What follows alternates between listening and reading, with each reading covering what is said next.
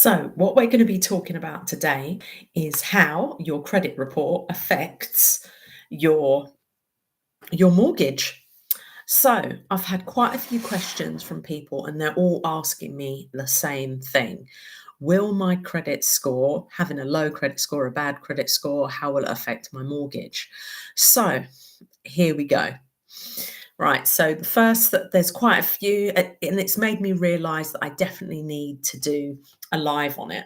Now, as you know, TikTok will show the highlights, and I'm also streaming on my YouTube channel with the same name. So that will give you the full video. So if there's a lot of questions that you wanted answers to, check out my YouTube channel as well.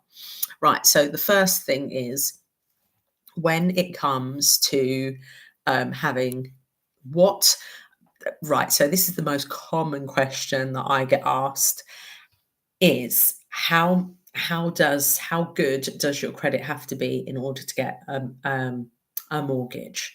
Now, when we're looking at this kind of thing, what I would what I would say about it is when it comes to your credit score, they don't okay, let's step back. Right, so when we're actually looking at your credit report, and normally I use Check My File because it's multi-agency and it's really, really good to sort of have what all the agencies do. Reason being, when you're actually looking at it, it has the whole thing of depending on which lender you go with. Some will use Experian, some will use Equifax, some will use TransUnion. So by having Check My File, then you know what every single one is. So that's the first thing. The second thing is they do their own credit scoring. So it's all about the credit profile. So when you're looking at your credit report, in order for you to know whether it will be, whether you'll do well with when you're applying for a mortgage or where you won't, it will be based on several different things. Now, the first thing is you have to make sure that when you're looking at the credit report, you can get a gist of what the lender will be seeing. Now, the lender will pull their own data on you. So having the credit report will give you an idea of what the lender can see, but they can see a lot. They can see a lot. So I've been in a situation, and I think a lot of this I'll just be talking about case studies. So I'll be talking about um, mortgage clients that I've had. Just so everybody knows who haven't met me before, my name is Manda. I call myself the mortgage coach because I combine mortgage advice with financial education. So there we go. Now, the first thing I'd like to explain is when you're actually going, let's start at the very beginning, when you're actually pulling your credit report to begin with, you have to put in the right information into the credit report. And by doing this, you'll get the information that lenders are actually able to see themselves. So what I mean by that is a lot of people, when they're running their report, they only put in, their first name, middle name, surname, and they may put where they've lived for the past couple of years, but that is the end of the information they put. What you need to put is any time you've applied for credit. So that's what your credit report is. It shows every single time you've applied for credit. So that's loans, that's credit cards, that's overdrafts, that's if you applied for, when you apply for a phone and you pay it on a contract monthly, that will be on there. Car insurance will be on there. What else will be on there? Buy now, pay later. When you buy a sofa and you pay it over 3 periods, anytime you don't pay cash or pay the whole thing up front, it will probably be down as a credit commitment. Now, sometimes if you're filling out some of these forms, you may, for example, I like to call myself Manda, but my birth name is Amanda. So if I apply for something under Manda, I've got to put that down when I'm running the credit report. If I apply for something under Amanda, I've got to do it. My middle initial is M, so I would need to put my first name, my full middle name, and my surname, or my first name, the initial M and my surname. I'm married as well, so I've got my maiden name and I've got my married name. So all of those need to be taken into consideration. That's the first thing. So that's your name. Every single variation of your name needs to be put in when you're applying, so they can pull the right information. The next thing is addresses. Where have you lived? Even if it's just for a couple of weeks, it could come up on your credit report. So make sure you're aware of that. I had a situation with a client who, while he was at university, he paid the utility bills on the flat, and when he left, he just assumed that they would have taken him off the bill and put someone else on. But why would they do that? So they didn't, and all the debts that were accumulated on that property were going against his credit file. But because he never put the address, that address, when he was applying for the credit, when you originally put in to say you want to pull down your credit file, they will ask you where you've lived. If you don't put all of that information in, it will not bring back all the information that you've got. So he had debts on property and he didn't even, didn't even realize. So that's another thing to be aware of.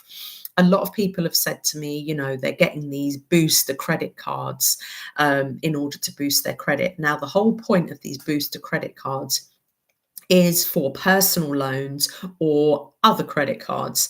It's not actually for a mortgage, because when you're applying for a mortgage, yes, it's good to have a mixture of credit. So it's good to have credit cards, loans, etc. But that credit card, if you can basically pay it off in full every single month, that is how you're boosting it. All these other things that are going on in the background, they say it's boosting the score. It doesn't, because mortgage lenders don't actually look at the actual credit score. So for example, if you say, oh, I've got an Experian credit score of 999, they don't care. What they will look at is, what is your credit commitments? Have you had any missed payments? Have you had any arrears? And then obviously, as a mortgage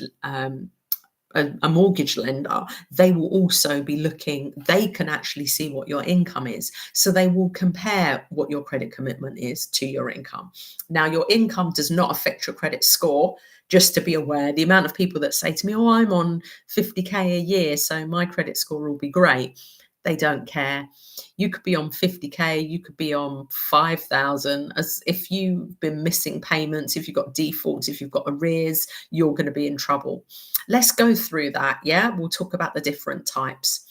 Now, when you're looking at your credit report, as I said, starts with name, then with address, then it will start with your credit commitments. Now, it will do things like loans, credit cards, and things like that, car finance, and all of that at the beginning. Towards the end, it will talk about your current accounts. And a lot of people are like, why does it even mention my current account? Because you've probably got an overdraft. And if you've got an overdraft, say you've got an overdraft of £1,000, it will say their limit £1,000. Now, if your balance is £1,000, doesn't mean you've got £1,000 in that account. It means you're £1,000 in your overdraft. Now, they really don't like you living in your overdraft, because as far as they're concerned, your overdraft is for emergencies only. And if you find yourself in an emergency every single month, every single week, every single day, and you never come out of the overdraft, they're going to actually think that you can't manage your credit. So that's something to be aware of. With your credit cards, they like to know that you have credit, because they like to see that they want to know that you can manage it. But if you are, and once in a while isn't a problem, but if you live in a maxed out credit card, that will also raise red flags. The next thing to know is the credit utilization. So that's how much. So basically, how much the credit is 30% of the actual credit card. And that's what they look at, really. And then the next thing to consider is loans. Now, when you're looking at loans, they like to know, oh, stay away from payday loans, by the way, stay away from payday loans. They really don't like those. The next thing to consider is, what kind of loan is it? Have you made regular payments?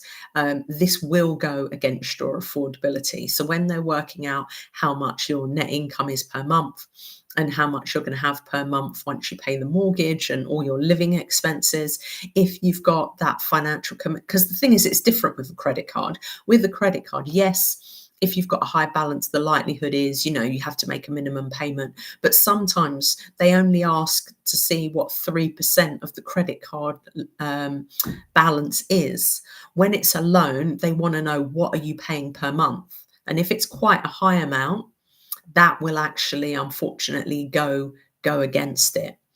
So someone's asked, what about Klarna? Yeah, Klarna, not all lenders like it, to be honest. One lender's told me they have concerns if you've got a couple of Klarnas, it's not a problem because that is the norm, that is the average. But if you've got so many Klarnas, it's unbelievable. I saw one person's report and it had 7 Klarnas on it. That makes people think that they can't manage their money. At the end of the day, lenders will hope that if you needed to, you could save up for things, and you can, you've got enough disposable income that you can save up for things and it's not a problem. If everything that you buy, i.e. 7+ Klarna accounts, that makes them think that you do not have enough money to pay a mortgage, you don't have enough money to live, so that's why everything has to go to Klarna. So that's just something to bear in mind. Now, I spent a lot of time creating this credit score guide, and it gives a lot of information about how credit works, how understanding your credit report. It goes through, what an arrangement to pay is. It goes through, the difference between an arrangement to pay and when you sell your debt and move it over to another account, when you've got a debt management plan and things like that. Now, a tip I would give you is, when you are looking to apply for a mortgage, if you have got a lot of credit and you've got issues with your credit card, it is best to try and contact them direct and arrange an arrangement to pay. When you go into debt management plans, it does raise concerns, just so you're aware. Don't get me wrong, there are lenders that will allow with debt management plans, but it makes a big difference. Like at the moment, as of this recording, or as of this live, so the end of March, most, depending obviously on your deposit, your interest rates are around, the 4% mark, or just a little bit over, but not into the 5s. But I've seen some, yes, they accept CCJs, they accept debt management plans, they accept all of that, but the interest rate they're charging is closer to 7. So I think it's 6.49 for a specialist lender. So if there is any way that you can sort your credit out to be a little bit better, it's not even a case of nowadays, if you have a low credit score or you have a bad credit score, will this mean I can't get a mortgage? You may well be able to get a mortgage. But what I'm saying is the interest rate they will be charging you will be so much more. It really is. It really is worth, as part of your get mortgage ready, doing up your, improving your credit. So that's what I'd like to say on that. As I said, the reason why I wanted to come on today is I've spent a lot of work working on a credit guide, because I've got so many clients who need help improving their credit. So I thought this guide would be really useful. And then I thought, you know what, I have quite a lot of viewers on TikTok and on YouTube, so I will offer it to you guys as well. So the link is in the bio. It's only £2.99 and it really is well worth it. And also, if you are interested, you can always DM me and we can talk about doing a credit review, or if you need help with your mortgage or anything like that. So I think I've gone through all the questions that I've been given. And I will be doing another live later on in the week for all of you right to buy guys out there who need to understand the right to buy process more or have questions about right to buy. But for now, this was purely for right to buy, shared ownership, any first time buyer or even remortgager that needed tips on how to improve their credit. Again, just to reiterate, it isn't about whether you have a really good score 999 or whatever. There are other things that affect it. So it's, as I said, it's things like debt to income ratio, it's things like credit utilization. But as I said, the guide, which is in the bio, will give you so much more information on all of that. So I hope you've enjoyed it. And someone's calling me Mandy. It's Manda. Do you deal with high rise mortgage? I'm assuming you mean property in the high rise. There are lenders that, as long as there's a lift, they'll go up to a certain floor. But the best thing, if that's what you're talking about, and you're a right to buy client, if you're looking for a right to buy mortgage, you need to look at the what's it called, debt street check, I think it's called. So what you do is you go onto street check, you put in your postcode, and that will tell you how many people own the property, how many own it by mortgage, how many own it outright, and privately own it rather than be council.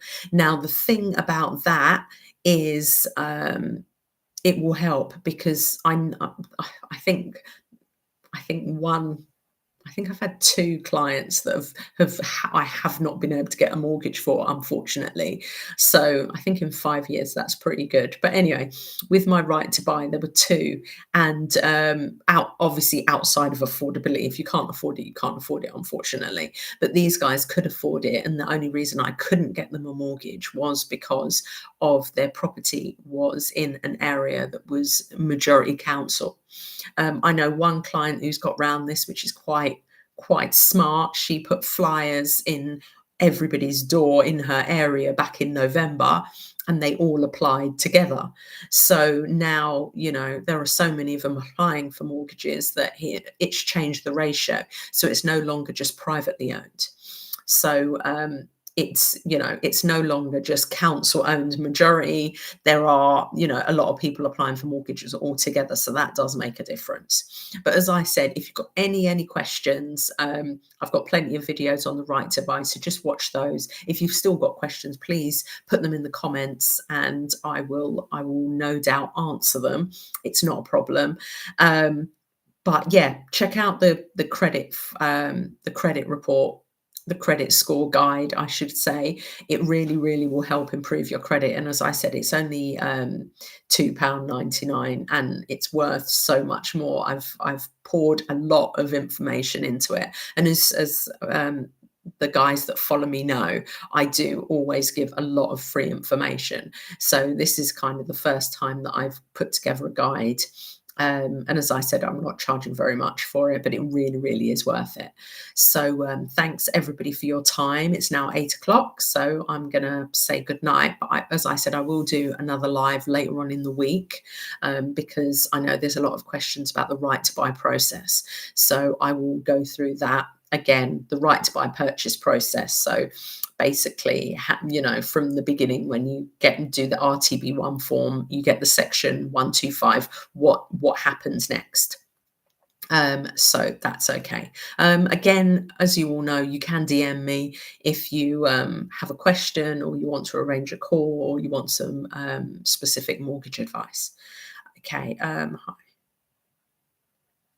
Hi, if a mortgage in principle is accepted, is that a good sign? Yes, it is a good sign. It's definitely a start. It is in principle. So obviously you've got to have the proof, the documentation to back it all up. By all means, no, but that's great news. All right, take care, everybody. Good night.